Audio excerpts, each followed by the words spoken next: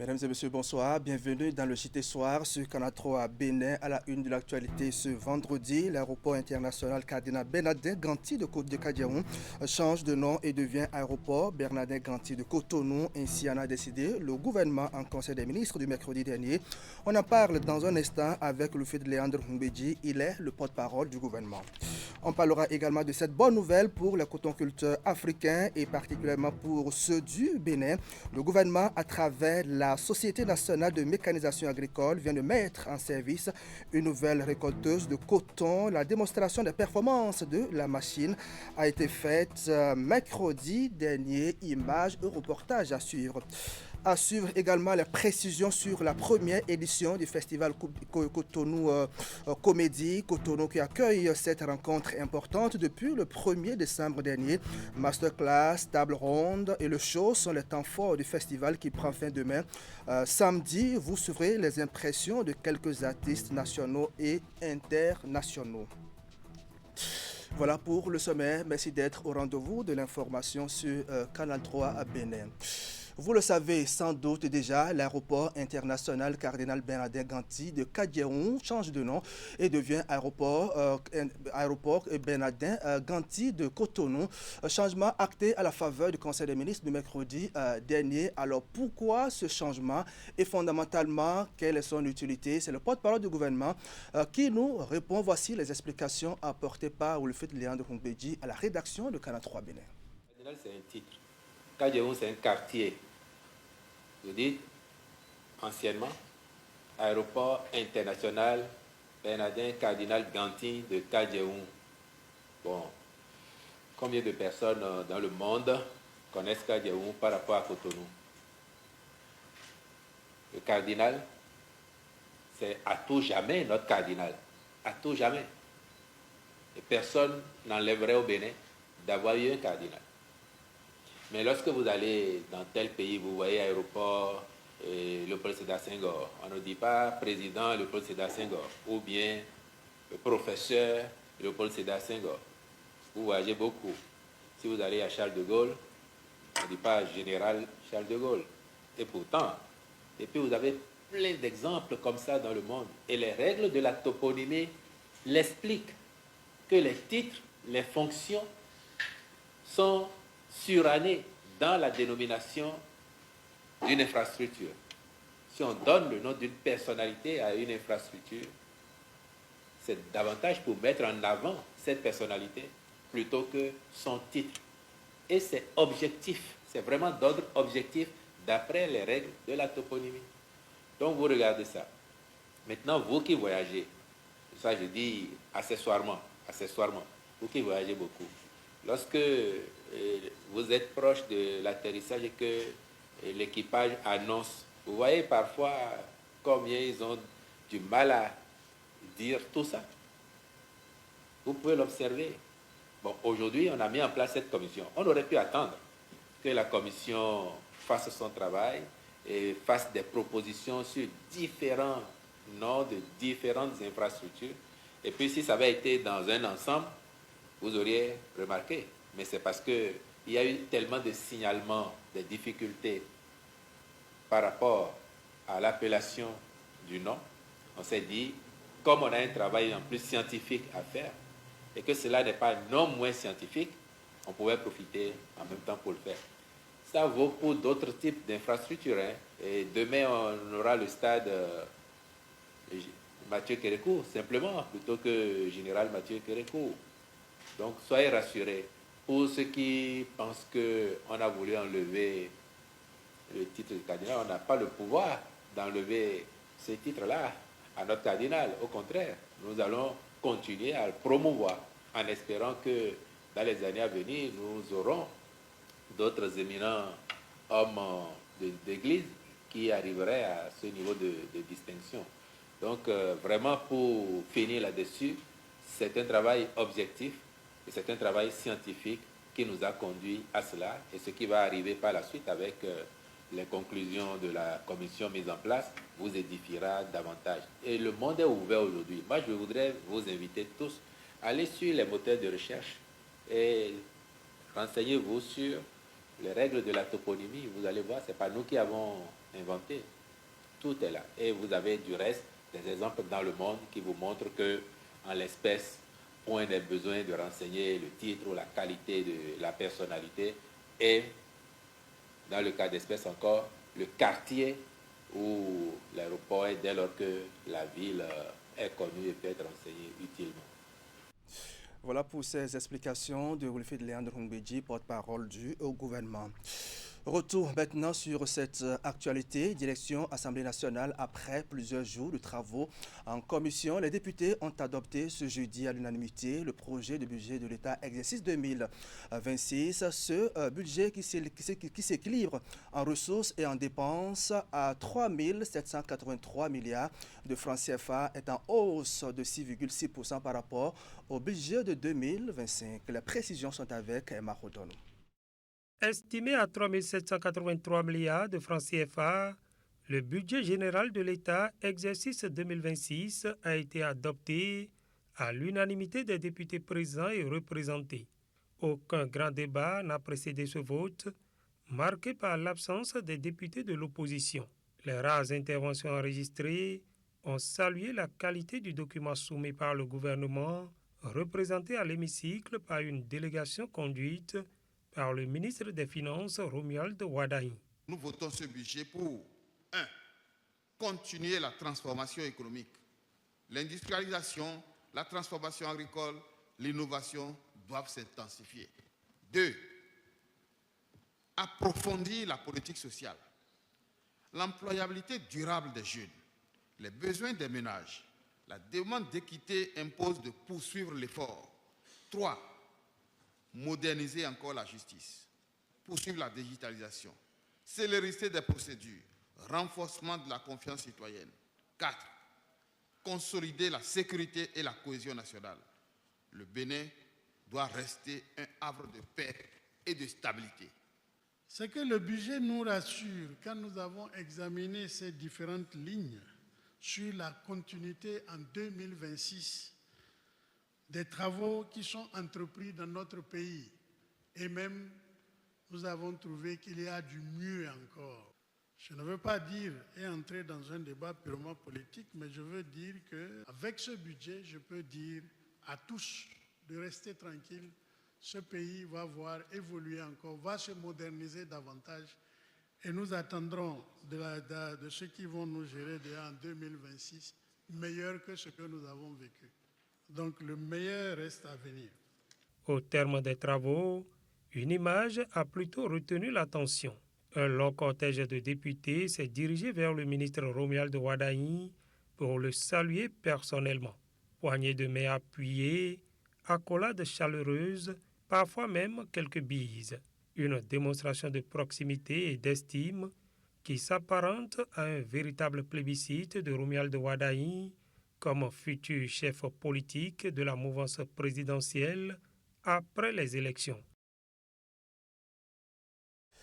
Et avant les élections, on parle de la deuxième édition du Salon des organisations de la société civile, de la résolution 1325 à la 2250 pour une paix inclusive portée par les femmes et les jeunes au Bénin. C'est la thématique autour de laquelle ont tourné les travaux tenus cette année à l'Institut national de la femme du 2 au 4 décembre 2025. Ce salon a reçu le soutien du PNUD et a mobilisé un parterre d'organisations de jeunes et de femmes. Alors, dans quel contexte se tient ce salon? Explication Florence Boussard. Cette deuxième édition du Salon des organisations de la société civile se tient dans un contexte particulier. La communauté internationale célèbre les 25 ans de la résolution 2250, Jeunes, paix et sécurité, ainsi que les 10 ans de celle de 1325 relative au rôle des femmes dans le maintien de la paix et de la sécurité. Un espace d'échange et de réflexion sur les défis qui persistent. Un agenda national 2250 est une nécessité, une urgence, que dis-je, un impératif moral. Ce salon doit contribuer à accélérer ces deux processus nationaux, PAN 1325, deuxième génération, et Agenda 2250, première génération. C'est le début d'une nouvelle dynamique entre l'État et la société civile.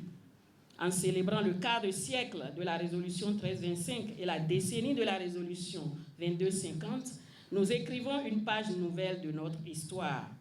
Nous affirmons que la paix au Bénin se construira avec les femmes, par les femmes, pour les femmes et avec les jeunes, par les jeunes, pour les générations futures.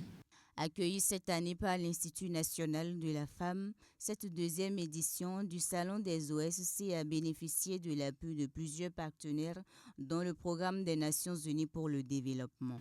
L'Institut national de la femme qui accueille ce salon, pour sa part, va œuvrer à promouvoir l'engagement civique des filles et des jeunes femmes pour renforcer le leadership féminin dans la gouvernance locale, poursuivre la lutte contre les violences basées sur le genre, quelles que soient les formes les plus subtiles qu'elles pourraient prendre, documenter les besoins des femmes dans les zones vulnérables et poursuivre la sensibilisation des populations aux droits des femmes.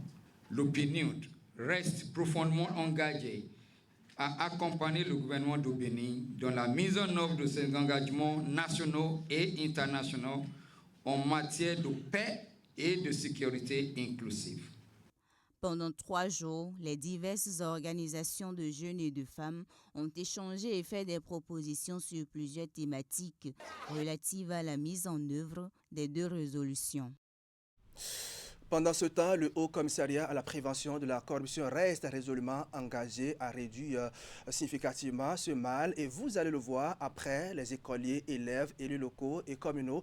C'est le tour des leaders religieux et autres de bénéficier d'une séance de sensibilisation. C'est une preuve supplémentaire de l'engagement du Haut Commissariat à la prévention de la corruption à jouer son rôle pour contrer ce fléau au Bénin. Le reportage est signé Abdoul Sabi Idrissou. L'engagement de la délégation du HCPC pour réduire sensiblement la corruption ne faiblit pas. Elle a échangé avec les guides religieux et autres leaders sur ce phénomène qui gangrène la société. Qu'est-ce que nous sommes en train de faire aujourd'hui, le Haut Commissariat? On s'est dit, est-ce qu'il faut attendre et sanctionner?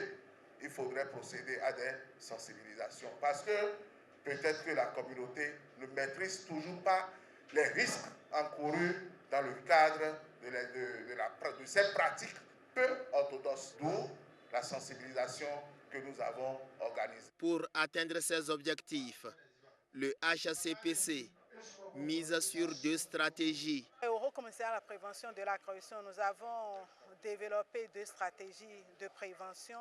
La stratégie en milieu scolaire qui cible les élèves du primaire jusqu'à l'université et la stratégie en milieu communautaire qui cible les leaders d'opinion, les élus locaux et communaux, les groupements de jeunes, de femmes, d'artisans, les confessions religieuses pour porter plus loin le message. Cette démarche est saluée par les intervenants qui la considèrent comme une opportunité pour mieux comprendre ce phénomène.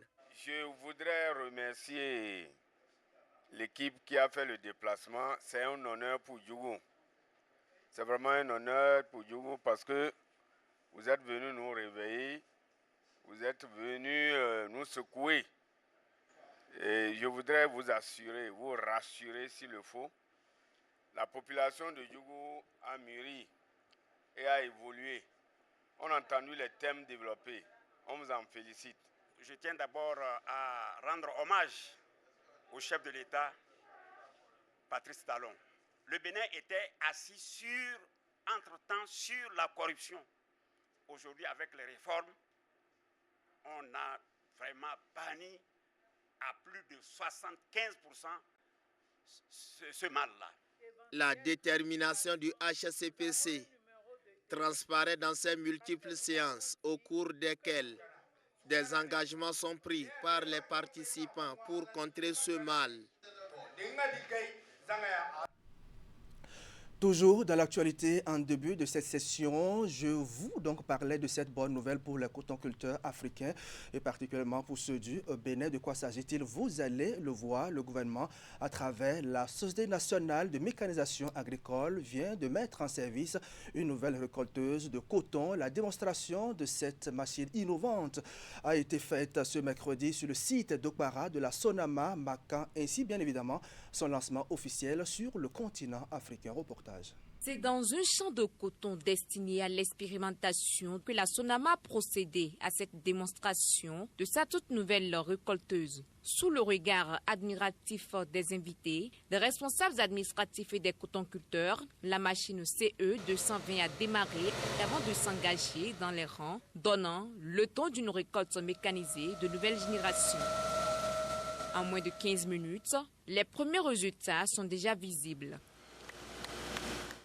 La machine qu'on a présentée aujourd'hui aux délégations étrangères, mais aussi à nos ambassadeurs, les ambassadeurs de la Sonama au Bénin, c'est une machine qui permet de remplacer 250 personnes qui travaillent sur 1 hectare et fait le même travail à la journée. Dans 5 hectares jour, 100 litres de consommation de carburant, il n'y a pas de meilleur compromis. Cette récolteuse, un chef-d'œuvre de Kezaïd, fonctionne à une vitesse de 4,8 km/h pour une consommation de 20 litres de gasoil. Le Bénin a été choisi pour abriter le lancement officiel de cette machine sur le continent africain, une initiative saluée par les autorités béninoises. On a dépassé au Bénin l'idée qu'on ne peut faire que le labour avec des machines dans le coton.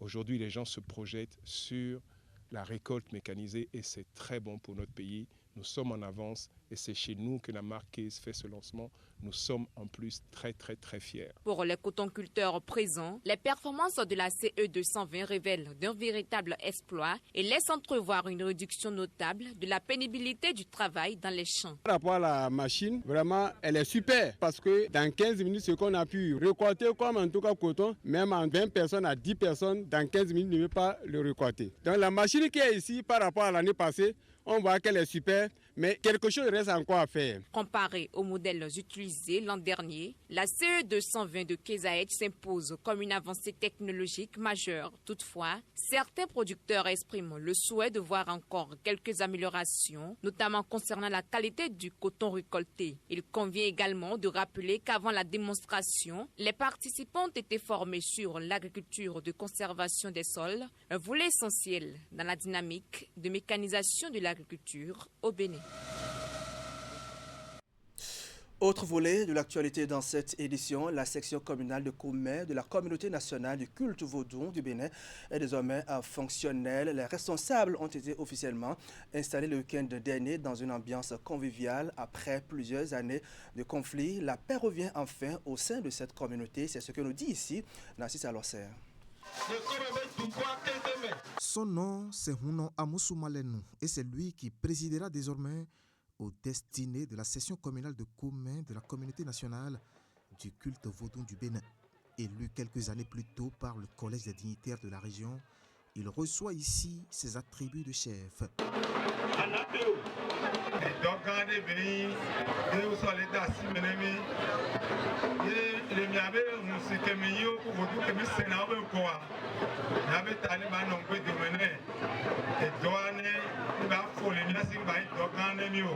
L'intronisation de ce dignitaire vient surtout couronner une bataille judiciaire qui aura duré près de 4 ans ici à Koumé. À l'origine, un vent de contestation entre participants à l'issue de leur assemblée générale. La paix est finalement revenue dans la communauté. Le bureau exécutif départemental a jugé bon d'organiser cette réjouissance pour remercier tous ceux qui, de loin ou de près, nous ont soutenus pour ce retour historique de la paix. Je les remercie infiniment par rapport à leur soutien que mon père, que je suis ici aujourd'hui. Après l'atmosphère tendue, le mercure est donc redescendu et la paix est revenue au sein de la communauté du culte vaudou à Koumé. Une paix voulue pour mieux perpétuer la tradition ancestrale. C'est notre feu père, Sosa Adan Yoro Gedengue, qui sur les débutants de cette communauté, dans la commune de Koumé, on dit, nous avons pris en marche que cette couture-là ne veut pas essuyer, on ne doit pas tapiner cette couture-là. Il faut donc tisser la nouvelle corde au bout de l'ancienne pour rester en phase avec les gouvernants actuels du Bénin à qui ils ont rendu hommage. Aujourd'hui, sur le plan mondial, on reconnaît que le culte vaudou est plus notre culture au Bénin.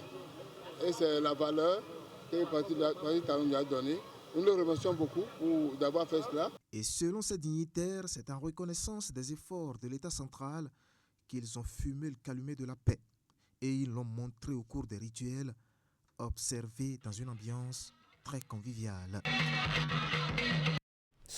Dans le reste de l'actualité pour le compte de cette édition, lancée depuis quelques semaines au Bénin, la fibre optique Canal Box du groupe Canal Plus se déploie dans les grands quartiers du sud Bénin. Vous allez le voir après Calavi et ses environs. Akpakpa est désormais connecté à la fibre Canal Box. C'est l'expérience d'Internet illimitée d'une fiabilité unique qui vous rend la vie facile. L'annonce a été faite ce mercredi par les promoteurs. Voici les précisions avec Vigile Rodayon. Je me connecte autant que je veux, aussi longtemps que je veux, me mode dormant si j'ai envie.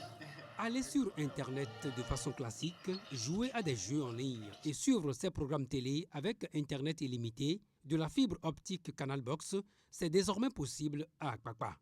Après Ita, Calavi, Godomé, Agla, Menotin, Kendonou, Kourounou et bien d'autres localités du sud Bénin, le réseau Canal Box s'installe à Akpakpa. Cette arrivée à Akpakpa vient bien évidemment s'ajouter aux zones que nous couvrons déjà depuis plusieurs semaines et sur lesquelles nos abonnés ils sont très honorés, ils sont très contents de pouvoir profiter de l'Internet illimité Canal Box. Et nous commençons par Segbaya. Avec la fibre optique Canal Box, c'est 50 mégabits par seconde en Internet illimité à partir de 15 000 francs le mois et 200 mégabits par seconde pour seulement 30 000 francs. Une expérience unique, bonifiée dans ce mois de décembre par une offre promotionnelle tout aussi exceptionnelle. La box et l'installation libre de tout forfait. Nous avons décidé de faire appel au Père Noël avant l'heure et il nous a soufflé qu'il fallait qu'on fasse passer les frais d'installation et la box gratuitement pour toutes les personnes désireuses de passer ces fêtes de fin d'année avec la meilleure connexion Internet du pays. Aujourd'hui, c'est possible parce que les frais d'installation et la box sont disponibles désormais à 0 francs CFA. À ce jour, plus de 162 000 foyers béninois sont connectés à la fibre optique Canal Box qui propose un débit authentique du premier au dernier jour de l'abonnement. La fiabilité de la connexion Internet de Canal Box, c'est tout simplement les clients qui font ce retour-là et qui nous attestent de ce que nous proposons est un service de qualité. On nous dit même que depuis qu'on est arrivé, on est devenu l'offre Internet illimité fixe préférée des Béninois. Ça, c'est eux qui le disent, c'est pas nous, mais en tout cas, on est très ravis et on les remercie pour leur fidélité. À partir de Segbaya, la fibre Canal Box sera donc progressivement déployée dans toutes les localités environnantes d'Akpakpa. Le leitmotiv des promoteurs, relever en continu le niveau de fiabilité du réseau en vue de sublimer davantage l'expérience Internet des utilisateurs. Et pour finir, sachez que Cotonou est devenu depuis quelques jours la capitale du rire. La ville accueille depuis le 1er décembre 2025 la première édition du festival Cotonou Comédie. C'est un rendez-vous incontournable pour célébrer le pouvoir de l'humour, rapprocher les gens et tisser des liens. Après le volet intellectuel fait de masterclass et de table ronde, le show proprement dit a démarré ce jeudi et prendra fin demain, samedi 6 décembre 2025. Plusieurs artistes nationaux et internationaux sont appelés à prester. Quelques-uns ont livré leurs impressions au micro de Florence Boussard. C'est ma première fois à Cotonou, c'est ma première fois en Afrique de l'Ouest, donc je suis très content d'être là. Et en vrai, je ne sais pas trop pourquoi je suis là, parce que du coup, j'ai vu sur le gala, le line-up, je suis le seul blanc, et je me suis dit, ok, il faut que je représente les blancs au complet dans ce gala, donc ça va être très cool. J'ai hâte de découvrir le pays, la ville et le festival, bien sûr. Moi, je suis content parce que le Bénin est en pleine expansion culturelle. C'est même plus en pleine expansion. Vous êtes déjà, pour moi, très très loin par rapport à beaucoup d'autres pays que je connais. Le Bénin, vous êtes passé de le moins d'événements possible à aujourd'hui avoir tout raflé. Et on est fiers. Et c'est pour ça qu'aujourd'hui, quand on nous dit Cotonou, on n'entend pas la suite, on signe. On arrive. c'était une étape importante dans ma carrière de venir toujours en Afrique, de jouer, partager un peu le rire avec mes frères et sœurs que je n'ai pas l'occasion de souvent côtoyer. Et de venir ici directement, c'est toujours bien parce que généralement, on joue beaucoup en Amérique, on joue beaucoup au Canada, c'est devant les Québécois, des fois les Africains, mais quand tu parles à la majorité de gens, ce qui veut dire que tu parles le Québécois. Là, je viens ici, je parle à mes frères des Africains. En tant qu'Africain, ça me fait plaisir. Je suis déjà contente de l'initiative parce que je le disais à un ami, notamment Kenneth, qui est humoriste béninois. Je lui disais, vous avez trop de talent, il faut que ça bouge et tout. Et quand j'apprends que Cotonou Festival est créé, c'est plus qu'une victoire pour moi. Donc ça fait plaisir d'être là et surtout de retrouver les frères. Mais la partie même qui me tchafoule, la partie que j'aime beaucoup, c'est le fait de savoir qu'on a nos frères qu'on avait l'habitude d'avoir à l'étranger qui viennent chez nous et viennent voir que ce qu'ils ont là-bas, on a ça ici aussi. Donc voilà, c'est la même chose. L'idée n'est pas de venir au Bénin et de faire des blagues qui sont les mêmes qu'on fait en France.